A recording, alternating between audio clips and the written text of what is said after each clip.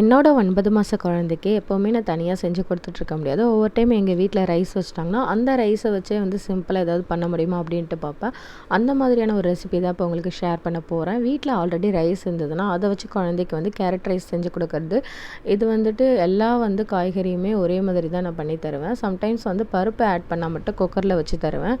இப்போ வந்து நெய்யில் வந்து கொஞ்சமாக ஜீரகம், பெருங்காயத்தூள் சேர்த்துட்டு, பூண்டு, அதுக்கப்புறமா 2 சின்ன வெங்காயம் இது குட்டி குட்டியாக கட் பண்ணி சேர்த்து வதக்கிக்கிட்டேன். அது வதங்கிறதுக்கு லைட்டாக உப்பு போட்டுக்கிட்டேன்.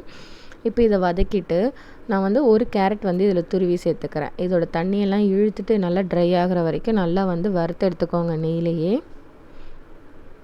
இது நல்லா வறுபட்டதுக்கப்புறமா அடிப்பிடிக்க ஆரம்பிச்சிடும். அதுக்கு முன்னாடியே நம்ம வந்து கொஞ்சமாக தண்ணி சேர்த்துக்கலாம்.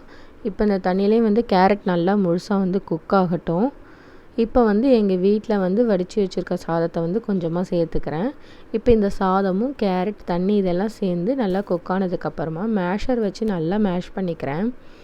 நான் வந்து ஓரளவுக்கு சாதம் வந்து ஆல்ரெடி வடித்து வேக வச்ச சாதம் தான்.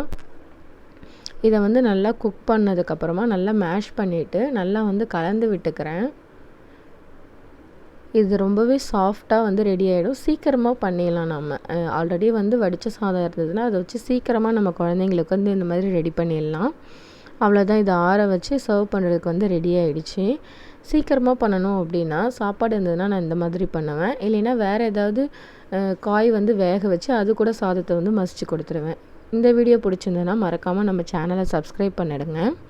என்னோடய பையன் வந்து இதை ரொம்பவே என்ஜாய் பண்ணி சாப்பிட்டான்.